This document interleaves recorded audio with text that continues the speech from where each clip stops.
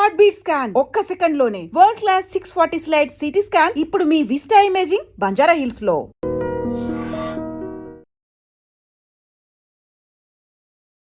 ఐడ్రీమ్ ప్రేక్షకులకు నమస్తే, నేను ఉదయశ్రీ. వంటింటి వైద్యానికి care of address senior ayurvedic doctor Chittibotla Madhusudan Sharma గారు. మరి ఇవాళ ఆయన మనతో పాటు స్టూడియోలో ఉన్నారు. ఆయన అడిగి కిడ్నీలో స్టోన్స్ ఫామ్ అవ్వడానికి గల కారణాలేంటి, వీటికి ఎలాంటి రెమెడీస్ చెప్తారో మాట్లాడదాం. నమస్తే సార్. నమస్తే. సో కిడ్నీలో ఇప్పుడు ఒక ఇంట్లో ఒక ఫ్యామిలీ మొత్తం ఉంది, అందులో ఒక్కరికి మాత్రమే కిడ్నీలో స్టోన్స్ వస్తాయి. అందరూ తినేది సేమ్ ఆహారం.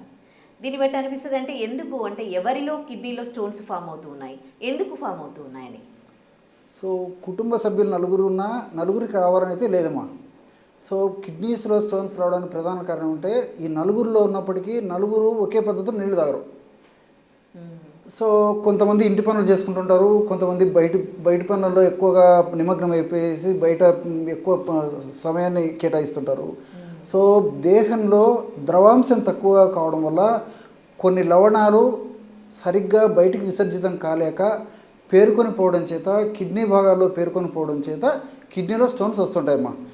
అతి తక్కువ కేసెస్లో మాత్రము జెనెటిక్ అంటే ఆ తరతరాల్లో అంటే జెనెటిక్ ప్రాబ్లం ఉన్నప్పుడు మరి సంతానానికి కూడా వచ్చేటువంటి అవకాశం ఉంటుంటుంది, కానీ చాలా తక్కువ శాతం. ప్రధానంగా నేను చెప్పినట్లు ద్రవాహారం తక్కువ తీసుకోవడము, అదేవిధంగా రెండవది ఏంటంటే ఈ fast foods, junk foods, bakery foods, ice creams ఇలాంటివి ఎక్కువ తీసుకోవడము, వీటితో పాటు ఈ కూల్ డ్రింక్స్ ఇలాంటివి ఎక్కువ తీసుకోవడము, ఇలాంటివి ఈ ఆమ్లత్వం ఎక్కువగా ఉన్నటువంటి అసిడిక్ నేచర్ ఎక్కువగా ఉన్నటువంటి ఆహార పదార్థాలు ఎక్కువ తీసుకున్నప్పుడు కూడా ఈ కిడ్నీ స్టోన్స్ వచ్చేటువంటి అవకాశం ఉంటుందమ్మా ఇన్ జనరల్గా. ఓకే, అంటే శరీర తత్వాన్ని బట్టి కదా, కొంతమందికి వాటర్ కొన్ని తాగినా సరిపోతుంది, కొంతమందికి ఎన్ని తాగినా బాడీలో వాటర్ ఉండదు, అలా అంటే. ఎస్ అమ్మా. సో శరీర తత్వాన్ని బట్టి ఒక కిడ్నీ స్టోన్స్ రావడం రాకపోవడం ఆధారపడి ఉంటుంది. రెండవది ఏంటంటే వాళ్ళు తీసుకునే వాటర్ కూడా అమ్మా, అంటే యాక్చువల్గా ఏంటంటే వాటరు వాళ్ళ యొక్క శరీర తత్వాన్ని బట్టే కాకుండా సీజన్ను బట్టి, వాళ్ళు చేసేటువంటి పనిని బట్టి, అదేవిధంగా వాళ్ళకు ఉన్నటువంటి వ్యాధులను బట్టి, ఇతర అనుబంధ లక్షణాలను బట్టి వాటర్ తీసుకోవడం ఆధారపడి ఉంటుంది. అంతేకాకుండా వాటర్ తీసుకునేటువంటి విధానంలో కూడా ఒకేసారి ఏదో వాటర్ తీసుకోమని చెప్పారు కదని చెప్పేసి ఒకటేసారి లీటరు 2 లీటర్లు ఒకేసారి తాగేసేసి తర్వాత కొన్ని గంటల వరకు గ్యాప్ ఇచ్చేసి మళ్ళీ ఏదో కొద్దిగా తాగడం అది కూడా మంచిది కదమ్మా. సో ఉదయం నుంచి సాయంత్రం దాకా క్రమక్రమంగా కొద్దిగా నీళ్లు తాగుతుండడం వల్ల దేహానికి తగినంత నీటి శాతం లభ్యమవుతుంటుంది, కాబట్టి అలాంటి వాళ్ళకి ఇబ్బంది లేకుండా ఉంటుందమ్మా. ఓకే, సో కిడ్నీలో స్టోన్స్ అనేవి రావడమే స్టోన్గా ఫామ్ అవుతాయా? కొంతమందికి ఒక్కొక్కరికి ఒక్కో స్టేజ్లో ఉంటాయి. సో మనకి ముందే పసిగట్టలేమా, దీని సిమ్టమ్స్ ఏం తెలీదా? ఓకేమ్మా. యాక్చువల్గా ఏంటంటే కిడ్నీ స్టోన్స్ అనేది బ్రాడ్ పదం అమ్మా. సో రీనల్ క్యాల్కురీ అనేటువంటి పేరుతో పిలుస్తుంటారు. అంటే ఎక్కువ స్టోన్స్ ఉన్నప్పుడు క్యాల్కురీ అంటారు, ఒకటే స్టోన్ ఉన్నప్పుడు క్యాల్కులీ అంటారమ్మా. చాలామందికి తెలియదు. ఇంకోటి ఏంటంటే కిడ్నీ స్టోన్స్ అన్నప్పుడు మూత్ర వ్యవస్థలో అంటే కిడ్నీస్ నుంచి మూత్రాశయం వరకు ఎక్కడైనా స్టోన్స్ రావచ్చమ్మా. సో కిడ్నీస్లో స్టోన్స్ రావచ్చు, లేకపోతే కిడ్నీస్ నుంచి మూత్రాశయం వరకు ఉన్న పైపులలో స్టోన్స్ ఉండవచ్చు, అదేవిధంగా మూత్రాశయంలో స్టోన్స్ ఉండొచ్చు. ఎక్కడైనా బ్రాడ్గా మాత్రం కిడ్నీ స్టోన్స్ అనేటువంటి పేరుతో పిలుస్తుంటారు.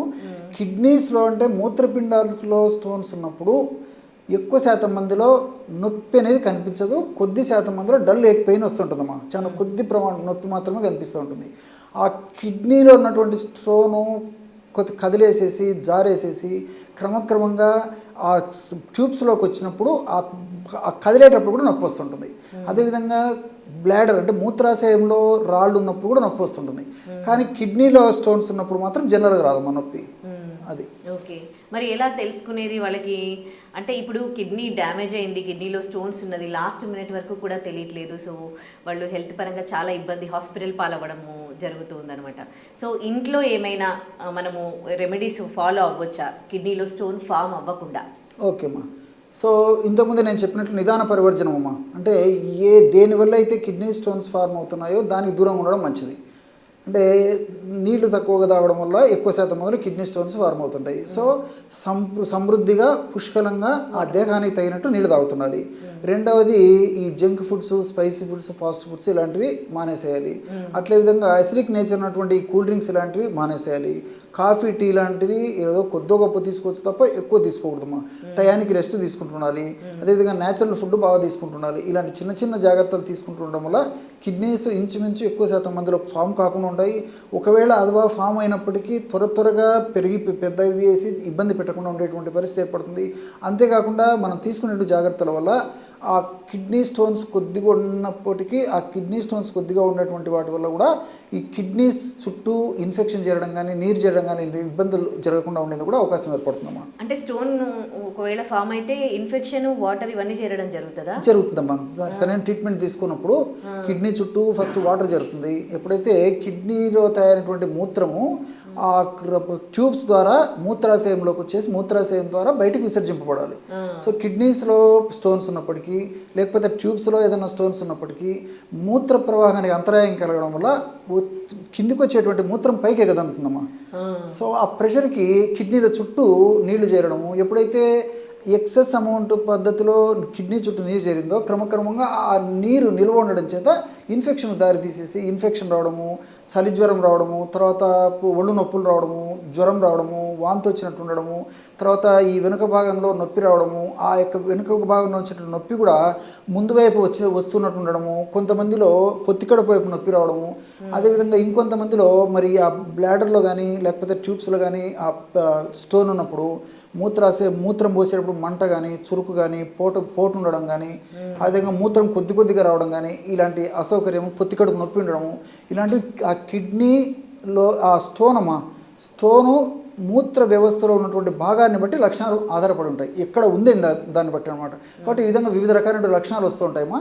కాబట్టి ఈ లక్షణాలు వచ్చినప్పుడు మరి స్కాన్ చేసేస్తే సింపుల్ టెస్ట్లో తెలిసిపోతుందమ్మా. అదేవిధంగా యూరిన్ టెస్ట్ కూడా మనకు తెలిసిపోతాయి కిడ్నీ స్టోన్స్ ఉన్నాయా లేవని చెప్పేసి. దాన్ని బట్టి ట్రీట్మెంట్ తీసుకుంటే సరిపోతుందమ్మా. అంటే ఒక్క స్టోన్ ఫామ్ ఒకటి నుంచి ఎన్ని స్టోన్స్ వరకు ఫామ్ అవుతాయి, లేకపోతే స్టోన్ సైజ్ని బట్టి ఫామ్ అవుతాయి? చాలా చిన్న ఎస్ అమ్మా, చిన్న సైజు నుంచి ఎంఎం నుంచి సెంటీమీటర్ల వరకు ఉండొచ్చమ్మా. కాబట్టి ఒక్క స్టోన్ ఉండొచ్చు, ఉన్నటువంటి స్టోన్ పెరుగుతుండవచ్చు, నంబర్ ఆఫ్ స్టోన్స్ రావచ్చు, మల్టిపుల్ స్టోన్స్ ఉండొచ్చు, ఒకటే కిడ్నీలో ఉండొచ్చు, 2 కిడ్నీస్లో ఉండొచ్చు. సో స్టోన్స్ ఇన్ని అని చెప్పడానికి కూడా లేదమ్మా, నెంబర్ ఆఫ్ స్టోన్స్ కూడా ఉండొచ్చు అమ్మా. ఒకవేళ ఫస్ట్ స్టోన్స్ ఫామ్ అవ్వగానే ఆయుర్వేదంని అప్రోచ్ అవుతే వాళ్ళకు ఉండే బెనిఫిట్స్ ఏంటి? ఎగ్జాక్ట్లీ, చాలా మంచి ప్రశ్న అడిగారమ్మా. స్టోన్స్కి సంబంధించి స్టోన్ ఫామ్ అయిన తర్వాత తెలుసుకుని ఆయుర్వేద మందులు వాడుకోవడం వల్ల ఉన్నటువంటి స్టోన్స్ కరిగిపోవడమే కాకుండా భవిష్యత్తులో మరలా తరచుగా ఈ యొక్క స్టోన్స్ పునరావృతం కాకుండా ఉండేందుకు ఆయుర్వేదంలో చెప్పబడినటువంటి విధి విధానాలు, ఆయుర్వేదంలో చెప్పబడిన మూలిక ఔషధాలు మహత్తరంగా పనిచేస్తాయి. వాటి యొక్క ఔషధ గుణాలు, రసాయన తత్వాలు సదా దేహంలో ఉండి సదా కాపాడుతూ సదా రక్షిస్తూ ఉంటాయమ్మా. కాబట్టి సర్వసాధారణంగా ఒక్కసారి స్టోన్స్ వచ్చాయంటే మళ్ళా స్టోన్స్ వస్తాయని చెప్పేసి చెప్తుంటారమ్మా. కానీ ఆయుర్వేద వైద్య విధానాన్ని పాటించినప్పుడు, ఆయుర్వేద యొక్క ఔషధాలు వాడినప్పుడు ఉన్నటువంటి స్టోన్స్ తగ్గిపోవడమే కాకుండా మళ్ళా రాకుండా ఉండేది కూడా 100లో దాదాపు 95% మంది పైనే కలుగుతూ ఉంటుందమ్మా. ఓకే, అంటే ఔషధాలు అంటే ఎలా ఉంటాయి? అవి ఇవి కొంచెం చేదుగా తీసుకోవాలి అండ్ కొన్ని పాటించాలి నియమాలు అని అంటారు. సో మరి ఇవి చేయడానికి చాలా ఇబ్బంది పడుతూ ఉంటారు. సో మరి అలాంటి వాళ్ళకి మీరు ఏం చెప్పదలుచుకున్నారు? మంచి ఒక రెమెడీ ఒకటి చెప్తాను చూడమ్మా. సో బార్లీ మనకందరికీ తెలుసు. బార్లీని కాస్త వేయించేసేసి పౌడర్ చేసి పెట్టుకోవాలమ్మా ఒక సీసాలో. అదేవిధంగా కొండపిండి చెట్టు చూర్ణం అని చెప్పేసి దొరుకుతుంది. కొండపిండి అమ్మా మొక్క పేరు. దాన్నే పాషాణ భేది అని చెప్పి సంస్కృతంలో పిలవడం జరుగుతుంది. సంస్కృతంలో పాషాణం అంటే రాయి, భేది అంటే డిస్ట్రక్షన్, పగలగొట్టడం. సో రాయిని పగలగొట్టేటువంటి అద్భుతమైనటువంటి శక్తి, రసాయన గుణాలు ప్రకృతి మాత అందులో నిక్షిప్తీకరించి మానవాడికి ప్రసాదించడం చేత దాన్ని పాషాణ భేది అనేటువంటి పేరుతో పేర్కొనడం జరిగిందమ్మా. మనకు దీన్నే కొండపిండి అని చెప్పేసి, కొండపిండి మొక్క అని చెప్పేసి, కొండపిండి చెట్టు పొడి అని చెప్పేసి మనకు మార్కెట్లో దొరుకుతుంటుంది అనమాట. ఇది గ్రామాలు, పట్టణాలు, నగరాలతో నిమిత్తం లేకుండా బయలు ప్రాంతాల్లో ఇంచుమించు ఎక్కడ పడితే అక్కడ ఈ కొండపిండి మొక్కలు లభ్యమవుతుంటాయమ్మా. ఒక సీజన్లో ఎక్కువ శాతం లభ్యమవుతుంటే కొన్ని సీజన్లు తక్కువ శాతంలో లభ్యమవుతుంటాయి అనమాట. ఈ కొండపిండి మొక్క వేర్ల యొక్క చూర్ణం మనకు మార్కెట్లో దొరుకుతుంది. కొండపిండి సమూల చూర్ణం కానీ వేర్ల చూర్ణం కానమ్మా.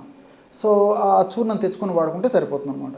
సో ఈ యొక్క చూర్ణాన్ని ఎలా వాడుకోవాలంటే 150 to 200 ml నీళ్ళలో, అంటే గది ఉష్ణోగ్రత ఉన్న నీళ్ళలో 1 టీ స్పూన్ బార్లీ పౌడరు, 1 నుంచి 2 గ్రాముల వరకు కొండపిండి యొక్క మొక్క యొక్క చూర్ణం వేర్ల చూర్ణం కానీ సమూల చూర్ణం మొక్క యొక్క మొత్తం చూర్ణం కానీ అందులో వేసేసి బాగా కలిపేసేసి ఒక ప్రమాణంగా సేవించాలి. ఉదయం ఆహారానికి ఒక 10-15 నిమిషాల ముందు, రాత్రి ఆహారానికి 10-15 నిమిషాల ముందు.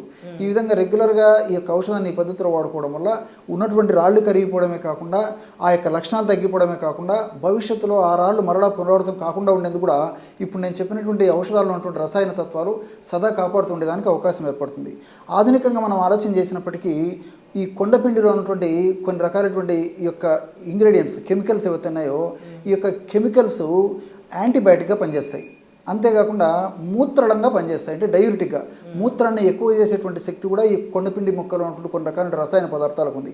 అదేవిధంగా బార్లీలో ఉన్నటువంటి కొన్ని రకాల రసాయన పదార్థాలు కూడా మూత్రాన్ని ఎక్కువ చేయడంతో పాటు ఫ్లష్ అవుట్ చేయడంతో పాటు మూత్ర దోషాలను తొలగించేటువంటి అద్భుతమైనటువంటి శక్తి ఈ యొక్క బార్లీకి ఉందన్నమాట. అదేవిధంగా ఆల్కలైన్ నేచర్ను పెంచేటువంటి శక్తి కూడా బార్లీకి ఉంది. అసిడిక్ నేచర్ ఎక్కువగా ఉన్నటువంటి వాళ్ళలోనే ఈ యొక్క ప్రాబ్లం వస్తుంటుంది కాబట్టి అసిడిక్ నేచర్ నుంచి ఆల్కలైన్ నేచర్కు మార్చేటువంటి శక్తి ఈ బార్లీ గింజలకు ఉంది కాబట్టి అది కూడా మనకు పరోక్షంగా ఈ స్టోన్స్ను తగ్గించడమే కాకుండా స్టోన్స్ మరలా రాకుండా కూడా ఇది కాపాడేదానికి ఉపయోగపడుతుందమ్మా. మంచి హోమ్ రెమెడీ. అయితే ఈ పిండి కూర చెప్పారు కదా, ఆ పిండి కూర ఇంట్లో వంట చేసుకొని కూడా తింటూ ఉంటారు కదా. సో దాన్ని అంటే కుక్ చేసే క్రమంలో దాంట్లో ఉన్నవి ఏమన్నా కిల్ అయిపోతాయా? కొన్ని పోషకాంశాలు కొన్ని అయితే తగ్గిపోతాయమ్మా, మేజర్ అయితే తగ్గిపోవు. కాబట్టి మరి దొరికినప్పుడు ముఖ్యంగా ఈ ఉత్తర భారతదేశంలో మాత్రం ఈ యొక్క కూరను తింటారమ్మా. కొండపిండి కూరను వంటకంగా తయారు చేసుకొని తీసుకుంటారు. మన ప్రాంతంలో అయితే చాలా మందికి తెలియదు. సో దొరికినప్పుడు అప్పుడప్పుడు చేసుకొని తినడం వల్ల కూడా ఈ యొక్క మూత్ర వ్యవస్థ పటిష్టంగా పదిలంగా డ్యామేజ్ కాకుండా దానికి అవకాశం ఏర్పడుతుంది. అంటే ఎవరైనా తినొచ్చు, ఓన్లీ స్టోన్స్ ఫామ్ అయిన వాళ్ళు కాకుండా అప్పుడప్పుడు మనము వంటింటి కూర అదే కూరలాగా అప్పుడప్పుడు వండుకొని తింటే మంచిది స్టోన్స్ ఫామ్ అవ్వకుండా ఉంటాయమ్మా. సో ఈ కిడ్నీస్ కూడా ఆ ఫంక్షన్ దెబ్బతినకుండా సమర్థవంతంగా పనిచేసేందుకు కూడా అవకాశం ఏర్పడుతుంది. రైట్, ధన్యవాదాలు సార్. నమస్తే. సో చూశారు కదా, ఎన్నో ఆరోగ్యానికి సంబంధించిన సమస్యలకి మనకి వంటింటి చిట్కాలు చెప్తూ ఉంటారు డాక్టర్ చిట్టిబొట్ల మధుసూదన్ శర్మ గారు. మీకు కూడా ఏవైనా అనారోగ్య సమస్యలతో మీరు సఫర్ అవుతూ ఉన్నట్లయితే మీ సమస్య ఏంటి కమెంట్ రూపంలో కింద మెన్షన్ చేయండి. సో ఆ సమస్యకు సంబంధించి డాక్టర్ గారు నెక్స్ట్ టైం వచ్చినప్పుడు దాన్ని అడిగి దానికి పరిష్కార మార్గం తెలుసుకుందాం. Thank you. And for more videos, please subscribe to iDream channel. Subscribe to iDream Media. Please subscribe to iDream. Please subscribe to iDream. Please subscribe iDream. And please subscribe to iDream.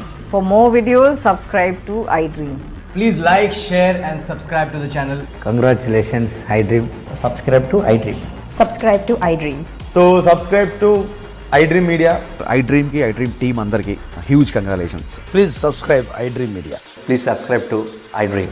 Subscribe iDream. Please subscribe to iDream. iDream అంటే నా కళల channel subscribe చేసుకున్న నోరు తిరుగుతలేదు, మీరైతే గంట గుర్తు కొట్టండి. For more such videos, please subscribe to iDream. Subscribe to iDream. Please subscribe to iDream. Please subscribe iDream Media. Please do subscribe to iDream. Please subscribe to iDream Media. For best entertainment and information, please subscribe iDream. And don't forget to subscribe to iDream.